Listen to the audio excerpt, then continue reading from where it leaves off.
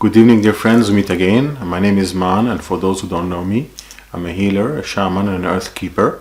And today I'm on a mission of fact-finding about what is happening to us. What is this whole story about this lockdown? Like all citizens, I am worried about what is happening, and I want to know what are the real reasons behind this lockdown. So I'm going on this fact-finding mission, sharing with you information that I've gathered from several specialists in the area of immunology and pandemic management. You'll find in this video lots of interviews of these people that I have collected from different parts and included the essential part of it for you. So a lot of valuable information is there, and the reason I'm going on this fact-finding mission is I find today the general media is quite confusing about all of this, quite limited, lacking depth, lacking, not getting a fully comprehensive image from them on what's going on. That is why I'm going on this fact-finding mission today for yourselves and myself. So I'm hoping to raise awareness about what is happening, investigating whether there are other agendas that are there, with the view of giving us back the power to decide what is right for us from a health point of view, what is right for us to decide from our freedom point of view, from our civil liberties point of view. So I've gathered lots of valuable information here in this video. I hope you enjoy it and use it for good. So what I hope to do here is to encourage you to find the truth and the light inside of yourself, to fight the situation. I hope to help you escape the herd mentality so that you can also see what is right for you, not what everybody else is doing, and to take the right action for you and for your family. So I hope you find this useful and stay connected.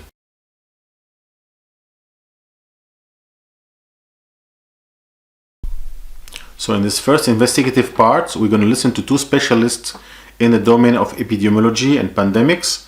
I'm just reading here to get their names right. The first one is Dr. Johan Giesecke, and he is a senior epidemiologist and he's an advisor to the Swedish government. He will be talking to us today about what is happening in Sweden. So I've taken some extracts from a very long interview he has on YouTube just to flag out to you the important points. So there's a 30-minute interview on YouTube. You can find it under Unheard. They've interviewed him, and basically he is explaining why Sweden took a different route in facing this situation of the pandemic, and what are the advantages of the way they have taken it, and what is the scientific background.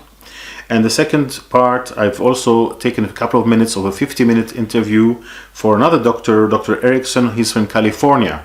So one case is in Sweden and one case in California. And this doctor is talking to us exactly about the scientific background of how a pandemic should be managed, and explaining to us that we are not really managing the pandemic in terms of scientific kind of thinking, but other thinking is there behind it. So the 50-minute one from Dr. Eriksson is also available on YouTube. If you go Dr. Eriksson COVID-19, you'll find him. I've narrowed it down to 2 minutes. So sorry, I had to make choices on what to put in there, but you can get the whole thing there. And the half an interview with Dr. Giesecke is there for just 1 minute about the main point he was making. So let's have a look at it together and see what they have to say.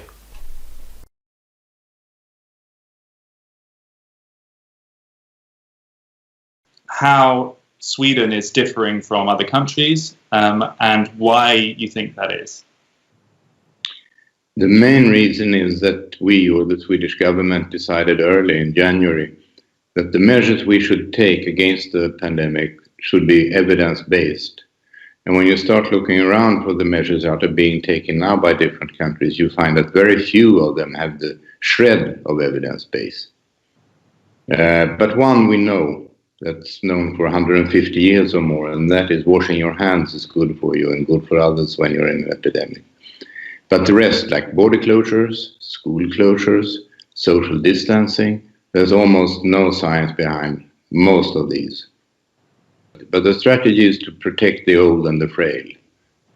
Try to minimize their risk of becoming infected and taking care of them if they get infected. Your exit strategy, that's the favorite word now in all this public health, the exit strategy. When you start that one, you'll have some of the deaths that we had already.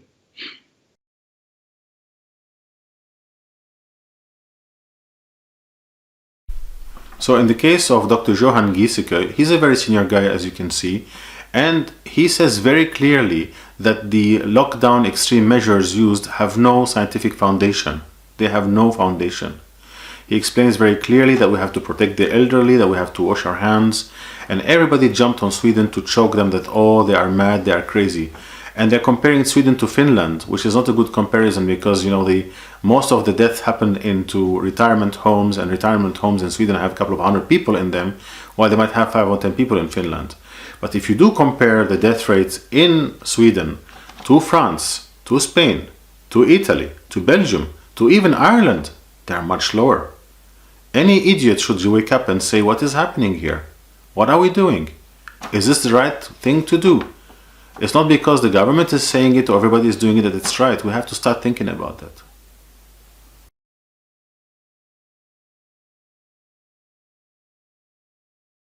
I'm sure you guys are working from home, you're sheltering in place, you're isolating yourself, and we want to talk about if that still makes sense. So we want to kind of take everything we've learned and throw it against the backdrop of who we are. We both have had extensive classes in microbiology and biochemistry and immunology. We've studied this for each of us 20 years, and we take everything that we're seeing today and we put that against that backdrop and say, does this make sense? Are we following the science? We decided to keep people at home and isolate them. Even though everything we've studied about quarantine, typically you quarantine the sick. When someone has measles, you quarantine them. We've never seen where we quarantine the healthy, where you take those without disease and without symptoms and lock them in your home. So some of these things, from what we've studied from immunology and microbiology, aren't really meshing with what we know as people of scientific minds that read this stuff every day. 4.7 million. That means you have a 0.03 chance of dying from COVID-19 in the state of California. 0.03 chance of dying from COVID in the state of California. Does that necessitate sheltering in place? Does that necessitate shutting down medical systems? Does that necessitate people being out of work? As we move through this data, what I want you to see is millions of cases, small amount of death. Millions of cases, small amount of death. And you will see that in every state. But in those initial map models, a lot of them were based off if we did no social distancing. Right. Is that correct? So is it really fair to say, obviously they're not as bad as they were because those were based on alternative scenarios? And some of them were based on social distancing and still predicted hundreds of thousands of deaths, which has been inaccurate. Did Sweden have a massive outbreak of cases? They did a little bit of social distancing. They would wear masks and separate. They went to schools, stores were open. They were almost about their normal daily life with a little bit of social distancing. They had how many deaths? 1,765.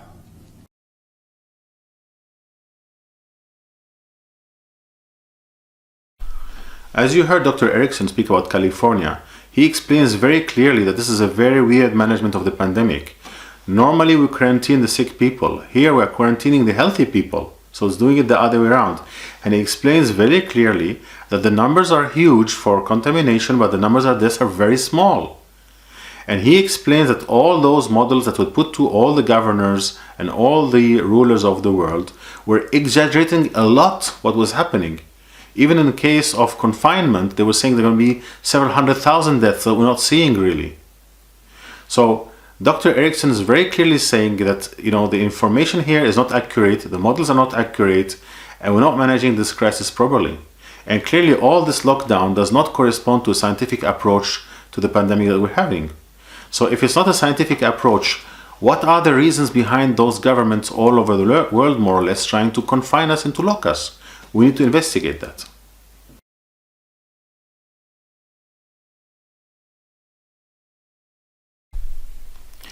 So if this lockdown is not scientifically justified, we need to investigate what are the possible causes. And here, excuse me, I'm just going to use my notes here just to follow up what I said. There are possibly 3 agendas I saw. One of them is a first vaccination agenda. One of them is a political desire to restrict our civil liberties and to control us. And one of them is an identification madness called ID 2020, that we should be chipped and controlled. Every single citizen of the world will be controlled with a chip in the body and monitored. So we're going to go through them one by one to see what is there. Regarding the forced vaccination agenda, If you go on the WHO website, so WHO, World Health Organization website, you will find very clearly that they say that in 2030, no one should be left behind on vaccinations. So they clearly have an agenda that everybody has to be vaccinated. Now, today the World Health Organization that is promoting vaccination is saying to us that regarding the COVID, they are not sure if people who caught it are now immune. Wow. So if you catch the COVID and you're not immune, how are you going to get immune by a vaccine? That's contradictory. The whole idea of a vaccine is that they give you some pieces of the virus and you become immune to it. So if you got the COVID and you're not immune, there is no vaccine for it. But they are saying that because they are saying to people, even if you got the COVID, we're going to vaccinate you. Though it does not make any sense. Again, when you vaccinate somebody, you give them a piece of the RNA or DNA of the virus in the body, and the body starts making antibodies at the reaction of it. If people did not develop an antibody reaction to the initial virus, there is no way they will develop a reaction to the vaccine. So the vaccine is useless. But they think people are dumb, and they're telling people, okay, even if you got the COVID, you don't have immunity, we're going to have to vaccinate you, whether you like it or not. This is really mad, isn't it? Then, these viruses are potentially man-made. Even Professor Montagnier, who is the co-discoverer of HIV, mentioned recently that this virus of the COVID seems to be something fabricated in a lab, because half of it is the old SARS virus and half of it is the HIV virus. And this gentleman, he knows what the viruses are. He's the co-discoverer of HIV and he's the Nobel Prize winner. Obviously, a lot of doctors are against him now because he's saying the truth. So now if we consider that the pharmaceutical industry is having a very difficult time at the moment and the viruses and the vaccines could be potentially a good way of making money for them, we could consider that they are behind all of this. If I bring in now the Bill Gates connection, everybody knows Bill Gates, he was the main owner of Microsoft. This gentleman seems to be at the same time investing in vaccines and vaccine production and research, and at the same time happens to be the second fund provider to who? To the WHO, to the WHO. How is that possible? What a conflict of interest. So on one hand, you own all the vaccines, and on the other hand, you own the WHO and you're telling them to vaccinate people. That doesn't sound right. Clearly, it's not in the interest of the people. Furthermore, Mr. Gates is an open eugenist and openly said that he wanted people to reduce the number of people on the planet. He wants to deal with overpopulation through vaccines and mentioned it could bring down 15% of the population. So through vaccines, he wants to kill us or sterilize us. What does he want to do? This is mad. Again, all of this information is available on the internet. You can search it and find it yourself. Furthermore, a proper vaccine that may have an effect to help people needs between 18 months and 3 years to be made. How are they going to make a vaccine in 3 months' time? So they might be locking us enough time to develop the vaccine. The German Chancellor was speaking in that respect. He was suggesting to the Parliament yesterday that they're going to be in lockdown till 2021. Now, the only reason they're going to be in lockdown is she's planning to wait for a vaccine to be there. In the meantime, I'm going to lock down the people. But this is mad. This is completely mad. So again, all of this information you can find in detail on the internet.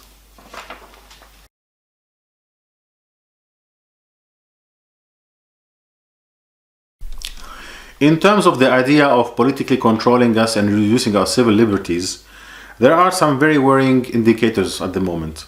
First of all, you might have noticed that in Hungary, the president took the powers of the dictator. The president now in Hungary rules by decree. We are in the 21st century and we have already some kind of dictatorship happening in Europe. In the Czech Republic, people have rebelled against that. In the Czech Republic, the people have gone to the courts against a law issued by the government stopping more than 2 people to meet.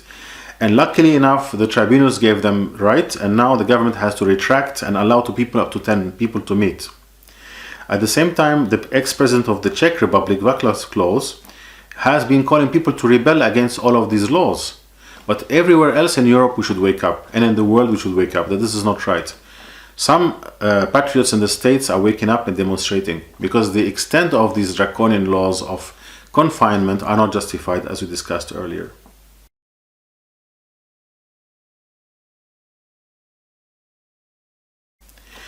Now, if we talk about the third possibility, we talked about the forced vaccines, we talked about the political control. The third one is the ID 2020. ID 2020 seems to be like a nice project of a digital identity project. So it's a project of people not having to use passports for identity in the future, but having like biometrics, which sounds nice. However, when you see who are the partners behind ID 2020, you start getting the shivers. Microsoft, so Mr. Gates, Gavi, which is a group of vaccination, is basically a vaccination kind of, lobbying group, and the Rockefeller Group. Gavi is chaired also by the World Health Organization. So we have the World Health Organization, the vaccination lobby, Rockefeller, and Bill Gates together wanting to give us digital identity. Wow. Wow, that sounds really, really like some kind of, Series B movie on TV with like a conspiration, yeah? The way they would do it, as been proposed, is some kind of chip would be inserted in the body. That chip at the same time would give us the vaccine, and at the same time would be able to give us digital identity. In such a way, we will lose our freedom. We won't be any more divine, human beings, fully free. Imagine a baby being born and you chip it. It has no more freedom. You cannot go anywhere without knowing what you're doing, where you're doing, and at what time you're doing. This is madness. This is madness.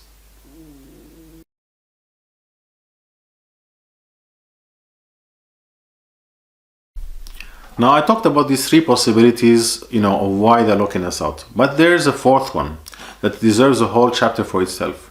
It's the story of the 5G. For those of you who don't know 5G, it's a new technology of networks, of telecommunication networks.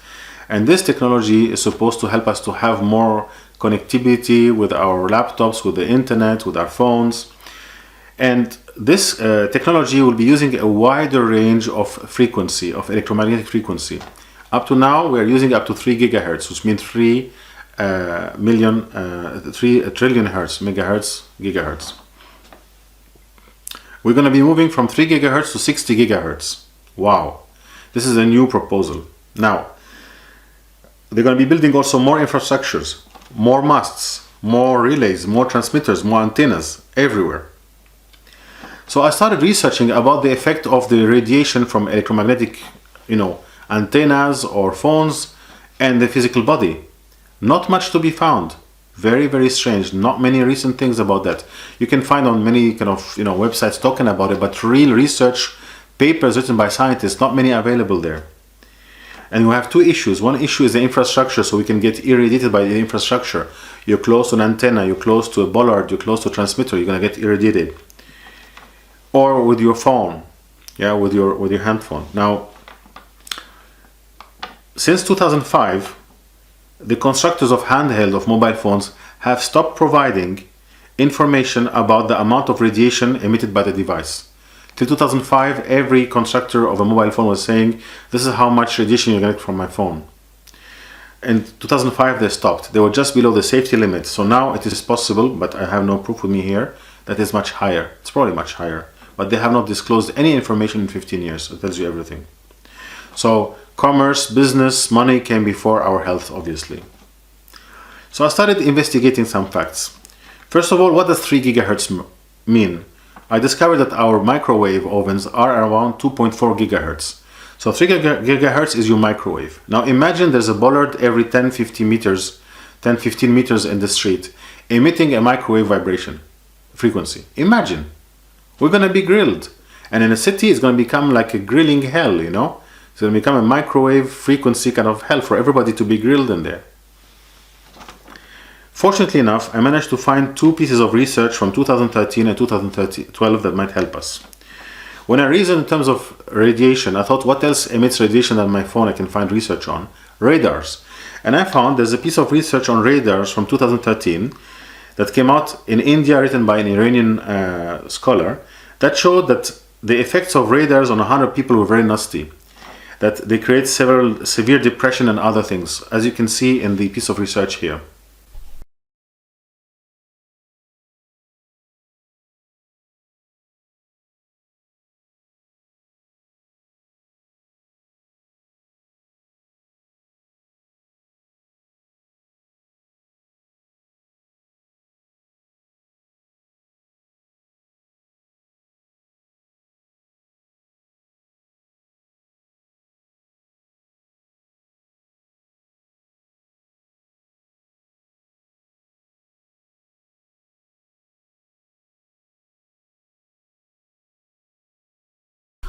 As you can see, after doing the test on 100 people, all had severe side effects. And the radar used was 0.3 of a gigahertz to 15 gigahertz. So it's exactly at the range where they want to start the 5G. And the second piece of research that you have there was also about the handhelds. You can see in the handhelds that the electromagnetic field of the mobile phones affected people's reactivity and reaction times. So even 10 years ago, people exposed to the mobile phone too long had the slow reaction times in comparison to other people. That tells you something, doesn't it? It tells you that this is substantial. And considering it was before even the 4G, God knows how strong this is now. Interestingly enough, you will see that for unknown reason, the first article about the radar's effect on people was retracted. And when I went to see why it was retracted, normally if there's like a little mistake, they corrected whatever, it was completely taken out. Very suspicious. So in conclusion, I would say to you that the 5G today could be quite harmful, and we do not need it unless we go into a police state where every single person has to be monitored every second. That would require 5G. This is what they've done in China. This is what they want to do in Europe and the rest of the world. So unless we want to be policed, we don't want it. And it's quite bad for our health. So overall, it's not a good thing for us.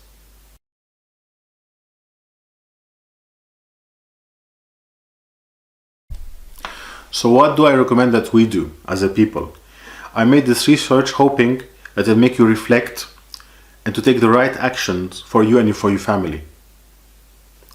From my side, I continue recommending that you go to nature, that you get close to nature and leave the cities. For two reasons. One, the coronavirus might come back in a second wave to suit the agendas of the people we discussed earlier, to suit, forced vaccinations, to push us into fear, to say, if you want to get out of your house, you have to have the vaccine or else you die, to force people into political control or to force people into being chipped. The second thing is they could roll out 5G, and the 5G, if it's so detrimental inside cities, it'll be very bad for people. So in both cases, whether you have a return of the corona or an expansion of the 5G, go to the countryside. Find yourself a way to work away from the city. It's very, very important. Trees protect us from the 5G radiation to such an extent that many governments are thinking of cutting down the trees. Yes, you heard me well. They want to cut down the trees because the trees stop this radiation, but the trees protect us. So stand up against cutting the trees. And when you are in nature and trees are surrounding you, you are protected. At the same time, it was discovered that the coronavirus stays much longer in construction material in cities, such as glass, such as metal, such as concrete, than in the countryside. So when the virus is falling in the grass, it's being absorbed much faster than when it's in the city. So those reasons give you all the justification to go to the countryside. Go to nature. If you stay in the cities, you'll be in a kill zone, either to be killed by the 5G radiation or to be killed by the second wave of corona. They are already hinting that there's a second wave of corona. The head of the CDC in America was saying that there will be a second tough wave. How does he know? He knows. You can check it on the internet. Now, stay also connected. Stay connected with people, with humanity. We're people. We're strong together. Connect with your brothers and sisters. Connect with your neighbors. Create units of connection. And keep in a very positive spirit. Remember, we're human beings. We're the divine being on earth, connected to Mother Earth and Father Sky, connected to divine angels. Meditate, pray. Connect with the divine love energy in your heart to keep your spirit high at every time. And stand up for your human rights. We need to stand up for our human rights. No to the 5G. No to the forced vaccination. And no to the agenda of chipping and ID 2020. We're free human beings. I hope this has helped you to see the light out of this pandemic and to get your courage. And I hope to see you soon, and God bless us all.